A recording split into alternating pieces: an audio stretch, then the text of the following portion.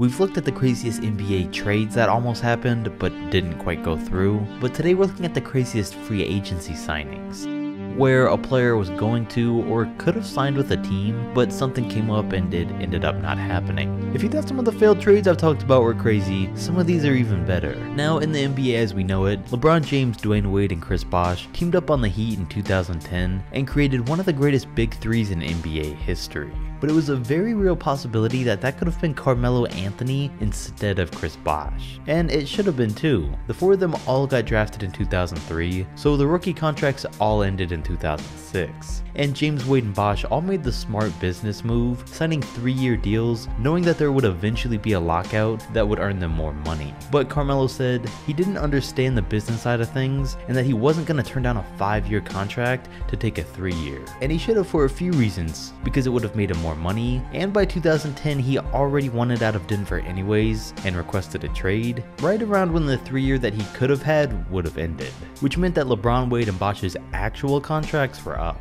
And it was James and Wade that decided to team up first, and they brought Chris Bosh along because he was the best option available. But you gotta believe that if Carmelo Anthony was available, they would have recruited one of their closest friends to join the team instead. And instead of the Heat's original big three, we would have seen one very different. And that makes you wonder, would the team have had the same success? Would the Miami Heat have still won on a near record 27-game win streak? Would they have still made 4 straight NBA finals and won 2 of them? Or would they have also beaten the Mavs and the Spurs and won 4 straight NBA championships? I mean, personally, there's no question that they wouldn't have been as good. I mean, Melo did have the perfect skill set for it. He was a great shooter that could stretch the floor and play small ball how they did. And we also saw how long it took Melo to actually accept a lighter role on a team. So I really don't think he would have been able to do it back in 2010. Plus, having Bosh as one of the traditional big men that could also stretch the floor really worked out perfectly. So Carmelo Anthony never ended up in Miami. As we know though, he instead played for the Knicks during his prime and never won a championship. He had a chance to change that though when he was a part of some very serious discussions to sign with the Chicago Bulls in 2014. And I really think Melo would have been the perfect fit with them. The Bulls at the time had the best defense in the league and a starting lineup of Derrick Rose, Jimmy Butler, Luol Deng, Taj Gibson, and Joakim Noah. The only thing that we're missing was some extra offense. So insert Anthony at say power forward, and I think they would have been the perfect starting 5. And on paper it looks great. It was something a lot of people wanted to see, but honestly we can't blame Melo here. The Knicks were offering him a 5-year deal with $120 million, and that was $50 million more than the Bulls were able to offer him. And don't forget, Rose was still recovering and sitting out a good amount of games with his knee injuries. So he ended up signing with New York, and after that things didn't go very well for either team. Backing up a little bit though to the 2010 free agency where LeBron decided to join D-Wade in Miami, there was also some very serious discussions that went on between both men about joining Derrick Rose and the Chicago Bulls. Chicago was D-Wade's hometown. They both agreed that they loved the city. It was one of the biggest markets. They had 2 max contract spots, and they already had a young D-Rose, Luol Deng, and Joakim Noah. It's weird though because Wade said on a podcast that the thing that kept him from signing there was the fact that they wouldn't have been able to bring in Chris Bosh. I mean, Bosh was an all-star at this point and Derrick Rose hadn't won an MVP, but Rose had just put up 27-7 against LeBron in the last postseason before their decision. So they knew just how good he was, and it's weird that they'd pick Bosh over him. A couple of things though if they did pick Chicago. With that team they definitely would have won some championships, but it's probably better that they didn't, because we would have never got to see Derrick Rose become the league's youngest MVP, and the Bulls wouldn't have had enough money left over to offer him the max extension that they originally did in 2011, where he got injured for the first time 6 months later. So he also wouldn't have gotten paid, James and Wade wouldn't have had their 3rd star, and Derrick would have gotten injured before we ever got to see his true potential. So it's probably best this all didn't happen. Now Wade also said on the podcast that the two of them did consider joining the Knicks, but they had no stars or anything good going on at the time, so it's not really worth getting into. But speaking of the Knicks, Michael Jordan did almost really join them and Patrick Ewing during the 1996 free agency. And this is an interesting one if you haven't heard of it, because in 96 we're talking about right after Jordan and the Bulls went 72-10 and won their 4th championship. Michael Jordan's contract was up and he was basically a restricted free agent. The previous year the Knicks had just given Patrick Ewing an $18 million 1-year deal to show them that they appreciated him and to make up for him being underpaid in the past. and the Bulls were planning to do basically the same thing for Jordan in '96 and gonna give him a $20 million deal.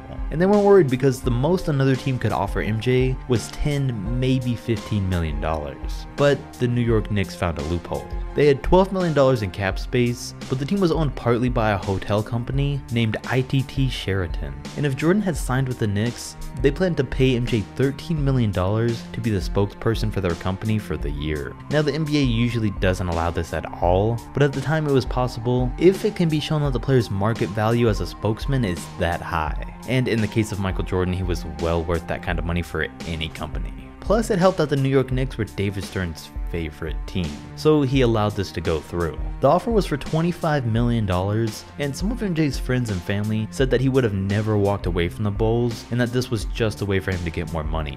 But Chicago had only 24 hours to respond with an offer, and they weren't going to take that risk, so they gave him a $30 million contract, which was half of the team's entire salary cap for the year. And it was well worth it because, as we know, the Bulls would go on to win 2 more championships and the Knicks wouldn't.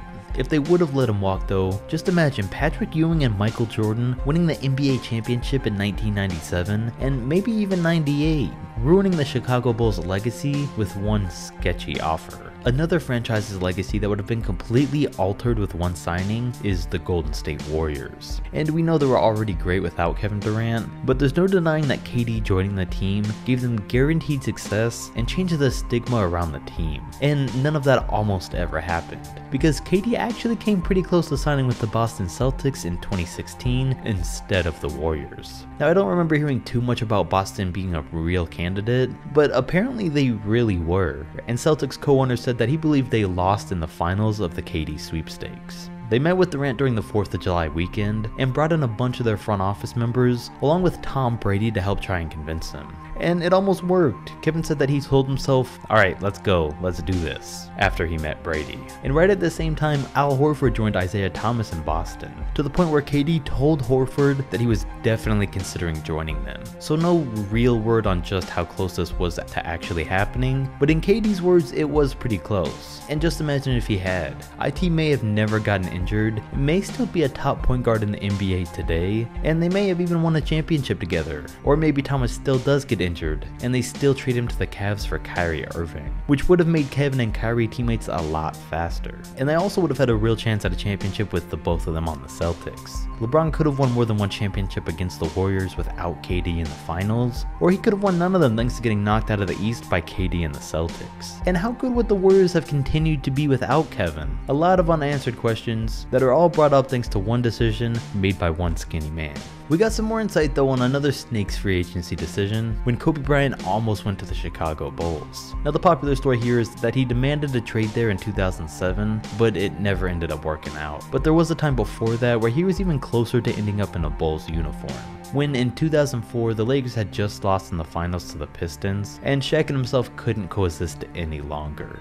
And Kobe reportedly had a few meetings with the Clippers, where during one he told then owner Donald Sterling, "Don't worry, I'm a Clipper," and told another employee that he had verbally committed to the team. But apparently either the stories out there are false, or he just flat out changed his mind at some point, because the Bulls were the other rumored destination for him. And a couple years ago, Kobe said in an interview with Shaq that him and his wife had looked at schools and houses in Chicago, and that they were about to plan to meet with the owners of the team, then move there right after. That was until Kobe got a call that Shaq had requested a trade, and he knew that the Lakers weren't about to let both of them go in the same offseason, so he knew that he was staying.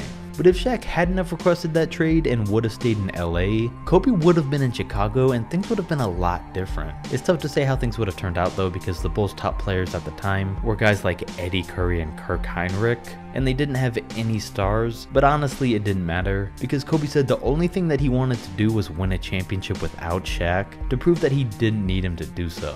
And even on the Bulls, I'm sure Kobe would have got it done. Another team that may have been able to get it done was the Dallas Mavericks. They won the championship in 2011, and the team kind of fell off after that, but it was because they were willing to let some of their better veteran players walk in order to bring in a star or two down the line. It never ended up happening, but it really almost did, because in 2013 both Dwight Howard and Chris Paul were going to be free agents, and they supposedly had both agreed behind closed doors that they were going to sign with the Mavs in the 2013 offseason. At the time, Dwight had just played his 1 year for the Lakers, and Chris Paul was just finishing out his contract that he signed before he had gotten to the Clippers. Both players agreed to this, but when it came time to switch teams, it said that Dwight backed out at the last minute and instead signed with the Houston Rockets, which caused CP3 to re-sign with the Clippers. Both situations never resulted in a championship or even a finals appearance, but maybe a starting five of Chris Paul, Monte Ellis, Shawn Marion, Dirk Nowitzki, and Dwight Howard could have. The window for winning would have been pretty small thanks to Marion and Dirk's age, but for the couple of strong years that they would have had with a lineup like this, it would have made for a lot of offense, a lot of defense, and a pretty solid bench. And they'd make for some pretty tough competition for the Spurs who won it all in 2014, and even for the Warriors in 2015. Now, I don't know that they could have beaten either of those two teams, but it's still a fun discussion to have. Another free agent that almost changed teams and would have altered every single thing about the NBA since the year 2000 was the fact that Tim Duncan almost left the Spurs when his rookie contract was up to join the Orlando Magic.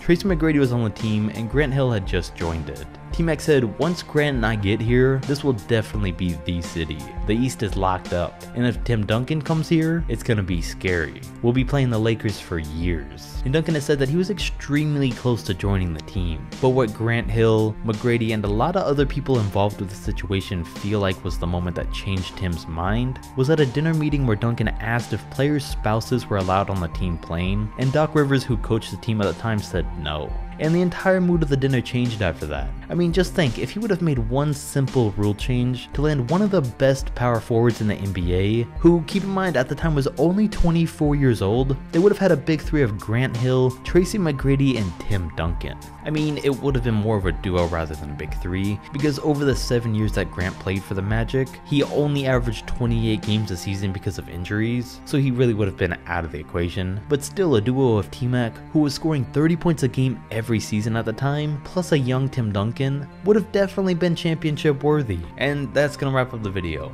Comment down below which potential signing you thought was the craziest, or if you learned anything new. Don't forget to like, subscribe, and I'll catch you next video.